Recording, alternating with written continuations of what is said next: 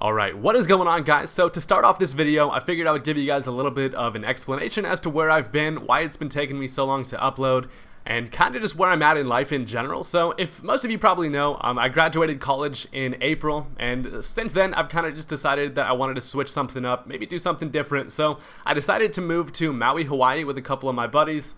So as I was kind of preparing for the move, I decided to box some things up to ship them. I figured it'd be a lot easier to kind of move a lot of my stuff. So one of those things was my huge computer. I have this big ass gaming PC, which I had to put in a big ass box, and I shipped that actually a week before I moved here.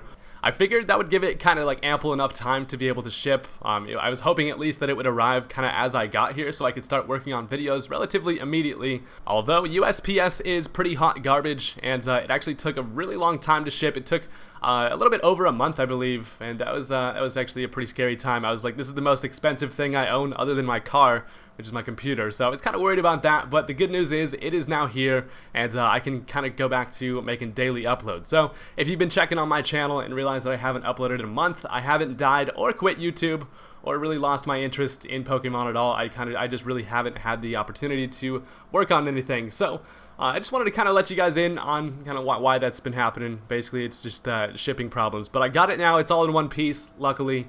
And I should be back to daily uploads. And I am going to be starting a new Let's Play soon. So get stoked for that. It'll give me a lot to be able to kind of upload with daily uploads and then be able to get some Wi-Fi battles in between there. So that is where I'm at, and honestly, it wasn't too bad having that month-long vacation. It's given me a lot of motivation to come back here and upload more than ever and try to get this channel going some more. So, moral of the story though is that, bitch, we back.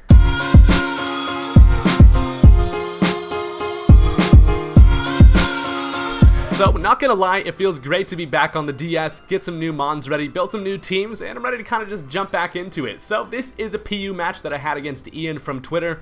I'm using this team that has some pretty interesting stuff like Choice Specs, Noctowl. I also got the Raichunium Z, Raichu, who goes for the Stoked Spark Surfer or whatever, along with some stuff like Grumpig and the old school homie Basculin. Kinda just want to see what I can do with this team, and yeah, looking at my opponent's team, I am worried about some stuff like the Jumpluff could be problematic, and the Clefairy honestly always seems to just absolutely destroy me, so I do gotta look out for that pink asshole. But anyway, let's go ahead and just hop into this match. So keep in mind, this is my first battle back after being gone for about a month. I didn't touch my DS, so this is I'm a little bit rusty, but yeah. So I expected him to want to lead off with his Mesprit, so that is why I decided to lead off with my Thick Boy Buffet. He was ready to eat that shit for breakfast, but I can't really do anything to the Jumpluff, and I'm just gonna switch right into my good old boy Disco Balls here, he actually avoids the Sleep Powder, which is pretty awesome. I don't have to worry about that. I kind of expected him to stay in and go for it again. I'm just gonna go straight for the Sludge Bomb. He probably didn't want to risk another miss there, as I do hit the Mesprit, actually end up getting the poison there, which starts this battle off with some pretty solid hacks, I guess, on my side. So that's kind of unfortunate for him.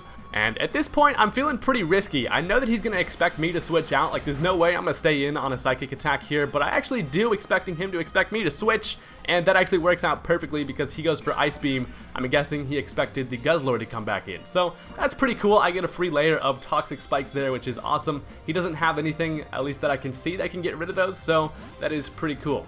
He's now going to switch right out. I'm guessing he expects another switch here, as he is going to bring out the Marshmallow, who is drowsing. And I am going to switch here. I don't want to risk that again. I do want to save my Weezing, as I just decided to switch right into the Buffet, hoping that Mesprit would go for a Psychic Attack. But this thing comes in here, and I don't really want to make another switch, as he's going to go for the return. It ends up doing over half damage to me, and I was like, what the hell? I know that this thing is specially defensive, but shit.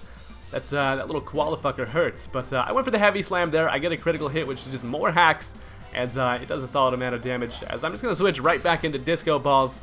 I think I expected him to go for the Rapid Spin there. That's why I brought back in Disco Balls, so I could potentially get up another layer, or just go for the Sludge Bomb. But basically, I know that I don't have a whole lot of turns left against this thing, because I'm pretty whittled down already, so I decided to go for the Sludge Bomb.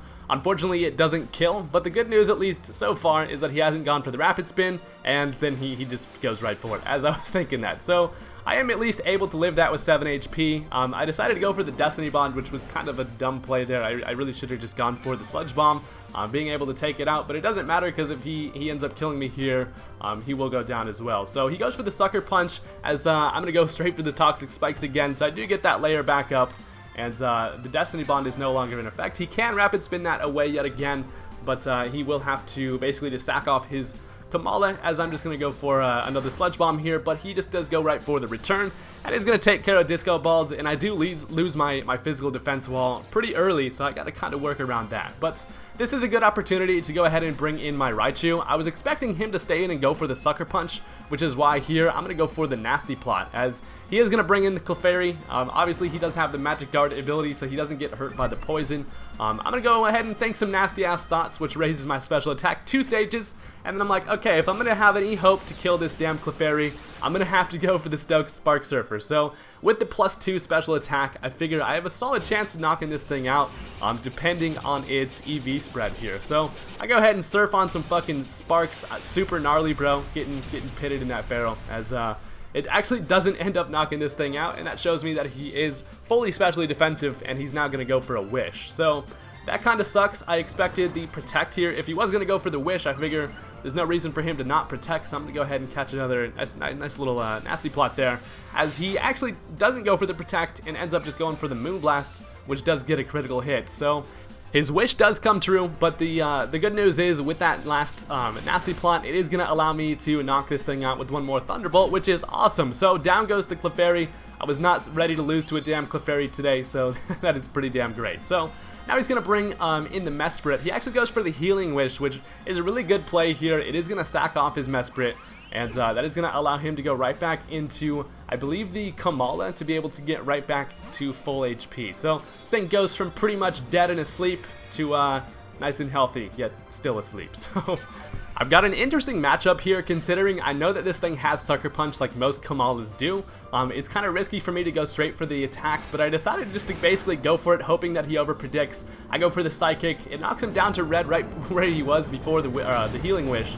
And he unfortunately does just go right for the Earthquake. So he could have gone for the Sucker Punch. I was really just hoping that he was expecting me to switch, which I guess he did, but he still knocks me out with an Earthquake, so that kind of sucks. But now I'm able to bring right in Bass to Mouth, as he goes for the Sucker Punch just to get a little bit of damage before he dies, and a Waterfall is going to take care of that thing. So that Koala was actually pretty damn problematic, but good to see it gone. So now he's going to go into Lemon Bread, his own Weezing, as I am Choice Banded, but I'm not going to be able to have enough damage to be able to two-hit KO that Weezing. So I decide to switch into good old Spider Pig here, who is going to take the Will-O-Wisp nicely. Doesn't care about the attack stat, obviously, as this Spider Pig is actually kind of an interesting mon.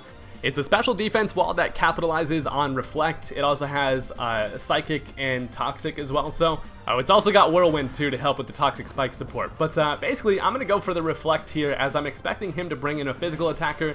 He does end up going into that Rampardos. Going to catch that nice little poison, as the Reflect is going to make it so I can take at least one head smash from this thing. Getting head from a Rampardos is not as pleasing as it sounds, but I decided to stay in here. He's actually going to end up going for the Rock Slide, so rather than the head smash, I am able to live that nicely, and this allows me to fire off a Psychic. I was hoping it would do a little bit more damage, but Headaches is able to live that. After the poison damage, though, he's looking like he's getting whittled down pretty nicely, as here I've got to kind of make a decision. If I want to switch, I do decide to switch out, and I'm going to bring in the fat-ass Guzzlord, as seeing as this thing kind of just looked the least useful in the remainder of the match here. So I let this thing take the next Rock Slide. Luckily, it actually is going to take him 2 turns, which is going to allow him to die to the poison. So basically, all Buffet did at this point is kind of just came in and I guess he kind of helped out with that, but so, I mean, the Rampardos goes down because of him. So, take an Ice Beam, which is actually interesting to see on Rampardos, kind of would catch you off guard. But down goes that thing, which is nice, and the Reflect is still up, so that's pretty cool. But now he's going to go back into the Weezing. Luckily, I do still have some Pokemon that are pretty fit to take care of this thing, as I'm going to go right into Hooters, who comes out ready to hoot some shit up, as I just go for the Hyper Voice. I am Choice Specs, so it's going to do a solid amount of damage there, and he's going to go for the Will-O-Wisp, which actually doesn't really matter. It does miss, but it really wouldn't change the match at all. So I'm going to go ahead and tell Noctowl to yell at this thing at the top of his lungs one more time, and that is going to be a dead Weezing. So hell yeah, I got Specs Noctowl to, kind of do something, so that's pretty sweet. As now he's going to bring back in the Jumpluff, and here is some interesting plays. So I'm going to go ahead and switch out. That Noctowl is kind of my win condition against the Jumpluff. So I'm going to go into Spider Pig on the predicted Sleep Powder, although it's looking like after the burn, I'm not going to be able to take any physical attack from this thing, considering I don't have the reflect up. So he's going to go for the acrobatics. And this jump bluff actually doesn't have an item which is able to maximize the damage from acrobatics. And yeah, so here I'm going to go into Hooters. I know that this thing is faster than me, obviously, and can put me to sleep. But it all depends on if he either misses or how long I stay asleep. So the sleep powder is going to put me to sleep, and I'm like, fuck Hooters. I really wish you were an insomnia one, but it's alright. So I'm over here sleeping, having a nice little rest, as meanwhile, the freaking jump bluff is going to play with some swords. And check this out. I wake up first turn, which allows me to fire off an air slash, and that is going to finish off the jump bluff for the win. So Hooters came in super clutch right there. Had I not woken up that turn, though, he would have been able to finish me off with an acrobatic. So I thought that was at least a pretty interesting, kind of end to the match there. It was a pretty even battle. So thank you guys for watching. As always, hit that like button on this video if you enjoyed. I could really appreciate the support right now because I feel like everybody kind of thinks I'm dead. But yeah, thank you guys for watching. See you later.